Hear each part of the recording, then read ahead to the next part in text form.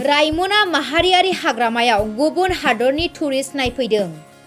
गसाइगाव महकुमानि सिङाव थानाय नवीनगर गामियाव दिनै दाउजें गन्थं इक टुरिजम ससाइटिनि मावखुलियाव गुबुन हादरनि गासै 15 हा गुफुरसाफोर रायमना माहारियारि हाग्रामाखौ नायनो आरो बिजिरनो थाखाय नुजाफैदों।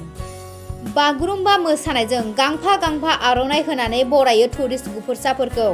साननैनि थाखाय रायमना माहारियारि हाग्रामाखौ नायबिजिरगोन आरो बड'लेण्डआव रायमना माहारियारि हाग्रामाखौ नायफैनो मोननानै जोबोर गोजोननाय मोन्दों होननानै फोरमायदों बिथां टुरिस्टफोरा। मख'नो गोनांदि गिबि खेबनि थाखाय गुबुन हादोरनि टुरिस्टफोरा दिनै बड'लेण्डआव सफैनो हादों। गसाइगाव हाग्रा बिफान WTI आरो गुबुन गुबुन हाग्रामा संरैखा हानजानि बानजायनायाव गाब गोनां बरायनाय हाबाफारि लानाय जादों।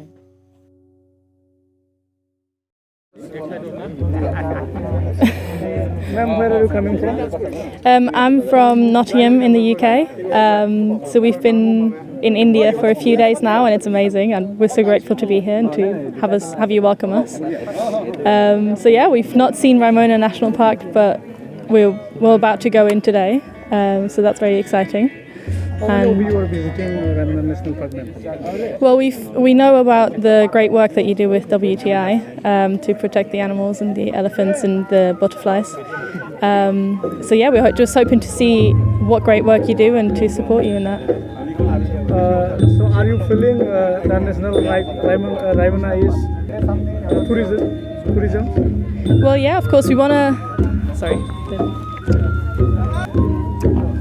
Yes, of course we want to keep it a natural habitat, and we don't want it to just overcrowd with tourism. But I think it's important to see that people see what you do with the park and how you protect the park.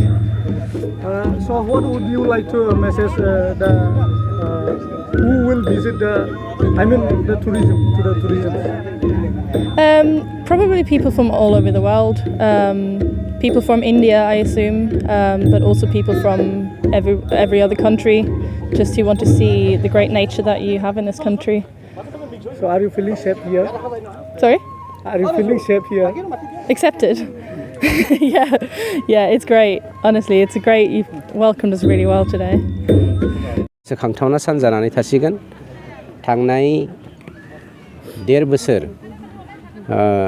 जोङो रायमना national पार्कखौ बर' हारिनि बिखायाव उथुमाय महरै सोमजिनाय जा national park हारिखौ फोथांना लाखिनायनि थाखाय मोनसे खाबु, बे खाबुखौ जों दिनै मोनफा मोनफा स्टेप बाय स्टेप मावफुंलांनो थांगासिनो दङ।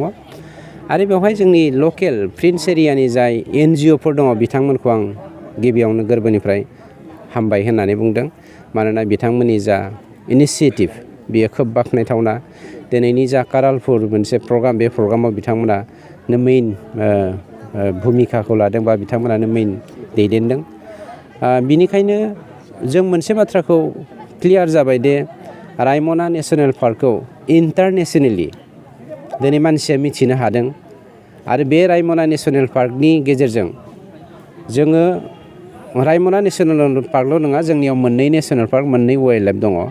बे मोनब्रैनि गेजेरजों जोंनि जा बड'लेण्डनि इक'नमिनि बेकबन, रांखान्थिनि सिनस्रिखौ जोङो एग्रिकालचारनिफ्राय टुरिस्टसिम ट्रेन्सफर्म खालामनो नागिरदों।